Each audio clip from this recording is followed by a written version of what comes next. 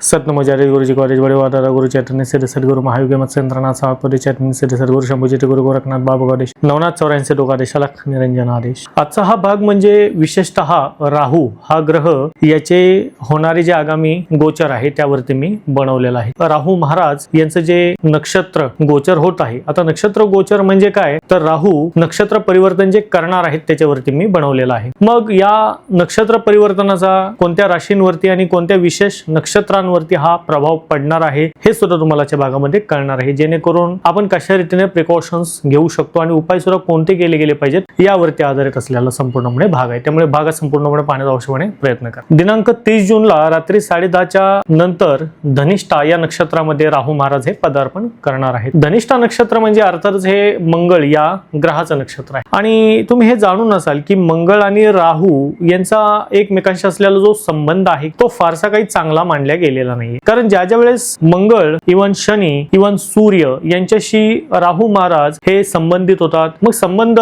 भलेही तो दृष्टीचा असेल, एका घरामध्ये बसलेले एका युतीचा असेल, म्हणजेच नक्षत्र असो, राशी असो, युती असो अथवा दृष्टीभेदन असो, हा राहू महाराजांचा संबंध मंगळ ग्रहाशी विशेषतः चांगला मानण्यात आलेला नाहीये। हा यासाठी सुद्धा चांगला मानण्यात आलेला नाहीये कारण मंगळ या ग्रहाबरोबर राहू महाराजांचं सतत हे युद्ध होते। युद्ध होते म्हणजे काय तर ज्या वेळेस राहू महाराज मंगळ ग्रहाबरोबर युती असेल, दृष्टी असेल अथवा नक्षत्र असेल यांच्यामध्ये ते भ्रमण करतात, त्यावेळेस ते अति तीव्रतेने, अति वेगाने आणि उग्रतेने त्यांचे प्रभाव किंवा इफेक्ट हे दाखवायला सुरुवात करतात। त्यामुळे मंगळ ग्रहाशी असलेलं हे संबंधित असलेलं नक्षत्र म्हणजे धनिष्ठा, तर धनिष्ठा नक्षत्र मुळातच असताना मंगळ या ग्रहाचे आहे। अर्थातच ज्या व्यक्तिरेखेचे जन्म नक्षत्र, आता जन्म नक्षत्र म्हणजे काय तर ज्या नक्षत्रामध्ये तुमचा चंद्र जन्माच्या वेळी असेल त्याला जन्म नक्षत्र म्हणतात। मग ज्या व्यक्तिरेखेचे जन्म नक्षत्र हे धनिष्ठा आहे, विशेषतः पैशा संबंधित असलेले कोणतेही व्यवहार असेल किंवा डीलिंग असेल, इन्व्हेस्टमेंट असेल, प्रॉपर्टीच्या संबंधात किंवा शेतीविषयक असलेले कोणतेही संबंधित असलेल्या व्यवसायात किंवा कोणत्याही पद्धतीच्या व्यापारामध्ये पवित्र आपला सावध असणं हे खूप महत्वाचं आहे। तुम्ही म्हणाल असे का, कारण पहा तुम्ही हे जाणून आहात की राहू म्हणजेच राहू या ग्रहाला स्वतःच असं धड म्हणजे बॉडी नाहीये, कारण राहू महाराजांची जर आपण प्रतिमा पाहिली किंवा यांचं जे स्वरूप आपल्याला पाहायला मिळते ते एका फक्त शिर म्हणजे एका मुंडक्याच्या स्वरूपामध्ये आहे। त्यामुळे राहू महाराज ज्या वेळेस एखाद्या व्यक्तिरेखेच्या राशीमध्ये येतात, एखाद्या व्यक्तिरेखेच्या नक्षत्रामध्ये येतात, तेव्हा निश्चितपणे त्या व्यक्तिरेखेची बुद्धी, त्या व्यक्तिरेखेचं जे मस्तिष्क आहे याच्यावरती विशेषतः प्रभाव टाकतात। अर्थातच राहू यांना राक्षसी प्रवृत्तीचा ग्रह हा मानला गेलेला आहे आणि राहू महाराजांचा बेसिकली जर विचार केला तर राहू यांचं स्थानक सुद्धा एका अंधाऱ्या जागेमध्ये किंवा अंधाऱ्या जगताचा बेताज बादशाह या अनुषंगाने सुद्धा राहू महाराजांचं अस्तित्व आपल्याला अनेक शास्त्रकारांनी सांगितलेलं आहे। राहू महाराज मग कुंडलीला चांगला आहे की नाही हे सुद्धा कसं ओळखलं जातं तर अगदी छोटे छोटेसे काही पॉइंट आहेत ते तुम्ही समजावून घेऊ शकता। जर राहू तुमच्या कुंडलीमध्ये किंवा तुम्हाला फलित देण्यासाठी जर शुभ नसेल तर अशा वेळेस एखादा व्यक्तिरेखा हा सातत्याने त्याचा जो वेळ आहे हा नाणीमध्ये, टॉयलेटमध्ये हा जास्तीत जास्त स्पेंड करतो। त्याच्यामध्ये एक पद्धतीची चिडचिडता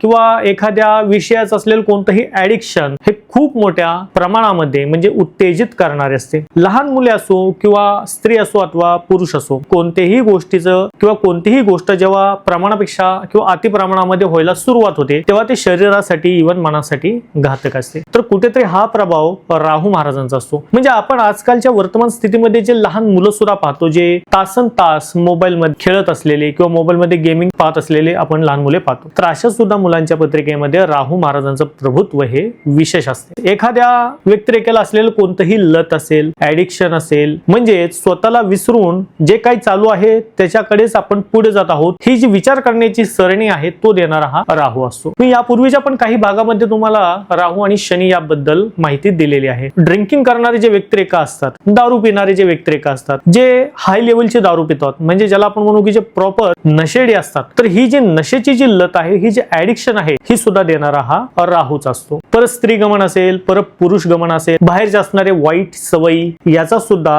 महत्वाचा रोल या सर्व घटकांमध्ये राहू यांचा असतोच असतो। एखादा मुलगा शिक्षण घेत आहे, शिक्षण सोडून तिसरीकडेच तो काहीतरी करून येतोय किंवा ज्या शिक्षण क्षेत्रामध्ये शिक्षण घेण्यासाठी ऍडमिशन घेतलेला आहे तो सोडून तो तिसऱ्या सेक्टर मध्ये जाऊन शिकून येत आहे, याच्या मागे सुद्धा कुठे ना कुठे राहूच आहे। कमी वेळेमध्ये जास्तीत जास्त पैसे कमवण्याची जी लत असते, जिद असते, ही लत किंवा जिद म्हणजे सुद्धा राहू आहे. शेअर मार्केटिंग, मग या शेअर मार्केटिंगची लत लावणार सुद्धा ग्रह जर कोणता असेल तर तो राहूच आहे. तुम्ही म्हणाल शेअर मार्केटिंग मध्ये मग राहू चांगला असायला हवा की नसायला हवा? खऱ्या अर्थी जर पाहिलं तर ज्या वेळेस पत्रिकेमध्ये बुध आणि राहू म्हणजेच मर्क्युरी आणि राहू यांचा संबंध हा येतो, मग तो महादशेमध्ये येत असेल किंवा महादशेमध्ये चालणाऱ्या अंतर्दशेमध्ये येत असेल किंवा राहू बुध देवतेच्या नक्षत्रामध्ये परिवर्तित होत असेल किंवा बुध हे राहू बरोबर बसलेले असेल, त्यावेळेस निश्चितपणे व्यक्तिरेखा कुठे ना कुठे संख्याशास्त्राशी जोडला जातो. संख्याशास्त्राचा अर्थ तुम्ही हा किंवा माझं जे बोलण्याचं टोनिंग आहे तुम्ही हा घेण्याचा प्रयत्न करा की पैसा, सट्टा, जुगार आणि याच्यातनं तत्सम असलेल्या व्यापारातनं कमी वेळेत जास्तीत जास्त मोठा होण्याची किंवा जास्तीत जास्त मोठा बनण्याची जी आकांक्षा उत्पन्न होते तशी बुद्धी आपली भ्रमित होते. ही भ्रमित बुद्धी करणार सुद्धा राहू आहे. त्यामुळे या कलियुगामध्ये जर विशेषतः प्रभाव पाहिला तर निश्चितपणे राहू या ग्रहाचा म्हणजेच राहू महाराजांचा प्रभाव हा अतिशय ताकदवर आहे. कारण पहा, वर्तमान स्थितीमध्ये आपण समाजामध्ये जेवढ्या पद्धतीच्या आता घटित होत असलेल्या जेवढ्या घटना पाहत आहे, मग याच्यामध्ये जेवढ्या चुकीच्या घटना घडल्या जात आहेत, जेवढे पाप कर्म आता अनेक व्यक्तिरेखा समाजामध्ये घडताना करताना आपण स्वतः पाहतो किंवा ऐकतो, या सर्वांच्या पाठीमागे कुठे ना कुठे राहूचा रोल हा निश्चितपणे महत्वाचा आहे. त्यामुळे राहू ग्रह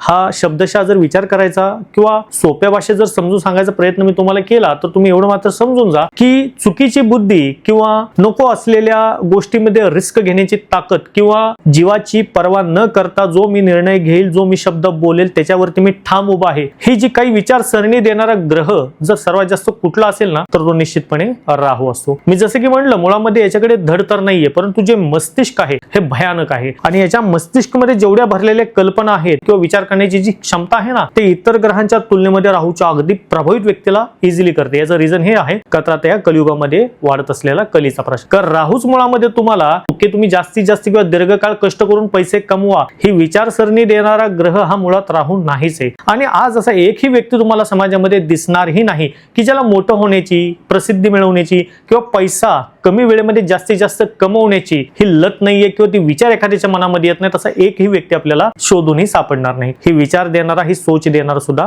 राहूच आहे. आता हे तर झालं राहू वाईट असण्याची कारण जी बेसिकली आपण थोडक्या भाषेमध्ये समजून घेतली. मग तुम्ही म्हणाल की गुरुजी मग राहू चांगला कधी आहे, ओळखावा तरी कसा? पहा, नवग्रहांमध्ये जेवढे ग्रह आहेत ह्या सर्व ग्रहांमध्ये राहू महाराज हे बृहस्पती यांच्या बरोबर त्याचे कुठेतरी शुभ रिझल्ट देतात. मी कुठेतरी शब्द वापरलेला आहे, पूर्ण ताकदीने म्हणत नाही, याच्या मागे सुद्धा रिझन हेच आहे. नवग्रहातले सर्वात जास्त शुभ ग्रह याच्यामध्ये बृहस्पती महाराज हे सर्वात अगोदर पुढे येतात. राहू महाराज हे ज्या वेळेस बृहस्पती बरोबर बसतात त्यावेळेस त्या व्यक्तिरेखेची बुद्धी ही धार्मिक निश्चितपणे असते, नो डाऊट. परंतु धार्मिक बुद्धी जरी असेल, धर्म कार्यावरती असा व्यक्तिरेखा रत जरी असेल किंवा एखाद्या विशिष्ट असलेल्या पदावरती जरी पोहोचलेला असेल तरी सुद्धा अशा व्यक्तिरेखेंना चुकीच्या मार्गातनं पैसे कमवण्याची उत्तेजना सुद्धा राहू देतोच देतो. याच्यामध्ये हे सुद्धा तितकंच सत्य आहे की बृहस्पती महाराज जर कुंडलीला बलवान असतील, तीव्रतेने परिणामकारक देणारे असेल, महादशा चांगल्या ग्रहांच्या इव्हन बृहस्पतीची चालू असेल तर अशा वेळी राहू हे योगदान देणार सुद्धा तितकेच निश्चितपणे त्या व्यक्तिरेखेला बनवतात. त्या व्यक्तिरेखेच्या हातून मोठे धर्म कार्य, धार्मिक कार्य हे होण्याचे चान्सेस सुद्धा बनतात. मोठ्या लेवलला संत असेल किंवा अशा पद्धतीच्या पदवी असेल अशा लेवलला जाण्याची सुद्धा ताकद किंवा बळ हे राहू महाराजच देतात. म्हणजेच ज्या अनुषंगाने इतर ग्रहांच्या तुलनेमध्ये जर विचार केला तर बृहस्पती महाराजांबरोबर निश्चितपणे राहू कुठेतरी हे आपले थोडेफार कोण पण शुभ फलित देतातच देतात. ही सुद्धा खासियत राहू या ग्रहाची आहे. एक न धड 12 चिंध्या पद्धतीच्या आपण कोणत्या ना कोणत्या मानसिकतेने आध्यात्मिक दृष्ट्या ग्रसित असाल, कोणत्याही एका गुरुवरती कधी आपला विश्वास नीट नसेल, देवपूजा 8-10 दिवस नीट होतात, परत 3-4 दिवस बंद पडतात, कधी कधी करू किंवा ना करू अशा पद्धतीची मनस्थिती आपल्या मनामध्ये सतत चालू राहते. देवपूजा तर करत आहे, मग देव माझं चांगलं का करत नाही, उगाचच मी वेळ तर वाया घालवत नाही ना, अशा पद्धतीची जी मेंटॉलॉजी आपल्या मनामध्ये आणि किंवा ते विचार मनामध्ये तरंग उमटवतात. म्हणजे अशा वेळी सुद्धा तुम्ही निश्चितपणे यकीन म्हणा कुठेतरी राहू हा ऍक्टिव्ह झालेला आहे. मग राहू महाराजांना कंट्रोल कसं केलं जातं? सेकंड पॉइंट, आता ज्योतिषशास्त्रामध्ये अनेक रत्नशास्त्र पण आहेत, रत्नशास्त्र सुद्धा सांगितलं जातात. असंच लसण्या असो किंवा गोमेद असो हे राहू केतूंचे मुख्यत्वे रत्न मानले गेलेले आहेत. अनेक ठिकाणी मी हे सुद्धा पाहिलेलं आहे की अनेक व्यक्तिरेखा चुकीच्या ज्योतिष मार्गदर्शनामुळे लसण्या किंवा गोमेद नामक जे रत्न येतात हे हातामध्ये धारण करतात, जे तीव्रतेने राहूला आणखीन ऍक्टिव्हेट तर करतातच करतात, तीव्रताही वाढवतात आणि स्वतःचा नुकसान करून घेतात या ग्रहांच्या मुळे, राहू किंवा केतूंच्या लसण्या किंवा गोमेदमुळे. हे सुद्धा मी वैयक्तिक माझ्या पर्सनल एक्सपिरियन्स नुसार मी तुम्हाला सांगत आहे. अशा अनेक व्यक्तिरेखा मी आजपर्यंत पाहिलेल्या आहेत ज्यांनी चुकीच्या कालखंडामध्ये चुकीच्या ग्रहांचे रत्न हातामध्ये धारण केल्यामुळे फायदा होण्याच्या जागी तोटा जास्त अशा लोकांना हा भोगावा लागलेला आहे. त्यामुळे राहू महाराजांना कंट्रोल केलं तरी जातं कसं, तर याचं बेस्ट उदाहरण आहे तुम्ही भैरव देवतेला शरणागती घेणे, माता बगलामुखी यांची शरणागती घेणे, हे सर्वात उत्तम उपाय मानले गेलेले आहेत. कारण भैरव आणि बजरंगबली असतील, भैरव महाराज असेल किंवा माता बगलामुखी असेल, यांच्यामध्ये विशेषतः नवग्रह असो किंवा राहू ग्रह असो यांना कंट्रोलिंग करण्याची पॉवर ही निश्चितपणे आहे. ज्यावेळेस तुम्ही अशा शक्ती देवी देवतांच्या उपासनेमध्ये असाल, त्यांच्या सानिध्यामध्ये असाल, त्यावेळेस राहू ग्रहाच्या महादशेमध्ये किंवा अंतर्दशेमध्ये किंवा नक्षत्राच्या भ्रमण कालखंडामध्ये बऱ्याचशा चुकीच्या होणाऱ्या घटना गोष्टी याची तीव्रता कमी होते. इव्हन तुमच्या जे आराध्य इष्ट देवी देवता असेल, तुम्ही त्यांचा नामजप करत असाल किंवा मंत्रजप करत असाल किंवा अनुष्ठान करत असाल, तरी सुद्धा राहू ग्रह निश्चितपणे कुंडलीमध्ये मारकत्व हा कमी करतो, याचं तितकं सत्य आहे. आता आपण पाहूयात की धनिष्ठा नक्षत्रामध्ये आल्याच्या नंतर राहू हे कोणकोणत्या नक्षत्रांना खऱ्या अर्थी प्रभावित करतील आणि कोणत्या राशींना. सर्वप्रथम हे समजून घ्या की 30 जून पासून एप्रिल 2027 या कालखंडामध्ये जवळपास 1 वर्षाच्या या अंतरामध्ये राहू महाराज हे धनिष्ठा नक्षत्रामध्ये राहणार आहेत. त्यामुळे या धनिष्ठा नक्षत्राच्या कालखंडामध्ये ज्या मी राशी तुम्हाला सांगत आहे किंवा जे नक्षत्र मी सांगत आहे, या नक्षत्रवाल्या लोकांनी किंवा या राशीच्या लोकांनी थोडंसं सावधतेनं राहणं महत्वाचं आहे. आता धनिष्ठा नक्षत्राबद्दल मी तर तुम्हाला सांगितलेलं आहे, बट ऑब्वियस तुम्हाला सावध राहावं लागणारच आहे. त्याचबरोबर ज्या व्यक्तिरेखेंचे जन्म नक्षत्र अश्लेषा आहे, अश्लेषा किंवा विशाखा किंवा श्रवण, अश्लेषा,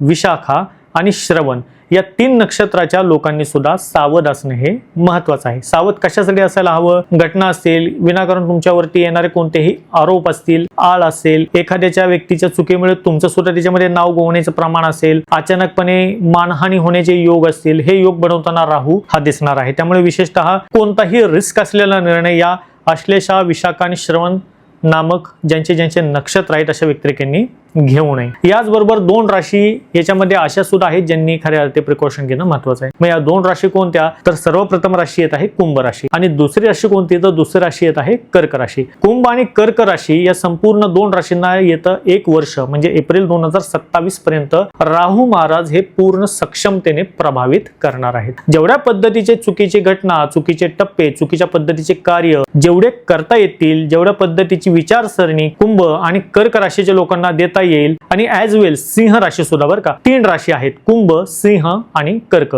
या 3 राशीच्या लोकांना जेवढ्या जास्तीत जास्त प्रमाणामध्ये डॅमेज करण्याचं कार्य करता येईल तितकं डॅमेज करण्याचं कार्य राहू महाराज या 1 वर्षाच्या कालखंडामध्ये करणार आहेत. कर्क राशीच्या बाबतीमध्ये जर विचार केला तर वर्तमान स्थितीमध्ये कर्क राशीमध्ये बृहस्पती महाराज हे गोचर करत आहेत. त्यामुळे कर्क राशी ही थोडीशी कुठेतरी ठीकठाक चालेल, म्हणजेच राहूची उग्रता कर्क राशीवरती थोड्याफार प्रमाणामध्ये निश्चितपणे कमी राहील. परंतु कुंभ राशी आणि सिंह राशी या राशींना विशेषतः लक्ष देण्याची गरज आहे. कशा रीतीने कोणत्या गोष्टी केल्या पाहिजेत किंवा अशा कोणत्या गोष्टी करूच नाही की ज्याच्यामुळे आपण अडचणीत येऊ शकतो. थोडक्यामध्ये अशा सर्व गोष्टी किंवा घटना टाळण्याचा आवश्यकपणे सिंह राशी आणि कुंभ राशीच्या लोकांनी केलाच पाहिजे. या अनुषंगाने आजच्या भागामध्ये धनिष्ठा नक्षत्रामध्ये जेव्हा राहू महाराजांचं पदार्पण होणार आहे त्यावरती मी माहिती देण्याचा प्रयत्न तुम्हाला केलेला आहे. आणि लवकरच माता कामाख्या मातेची दीक्षा सुद्धा माझ्याद्वारे ही दिली जाणार आहे. त्या अनुषंगाने माता कामाख्या दीक्षेच्या संदर्भामध्ये तर कोणत्याही माहितीसाठी तुम्हाला स्क्रीनवरती जो आता व्हिडिओची लिंक दिसत असेल किंवा व्हिडिओचं तुम्हाला थंबनेल दिसत असेल त्याच्यावरती क्लिक करून तुम्ही या दीक्षेच्या संदर्भामध्ये माहिती पाहू शकता आणि एनरोल अजूनही करू शकता. भेटूयात अशाच नवीन माहितीसह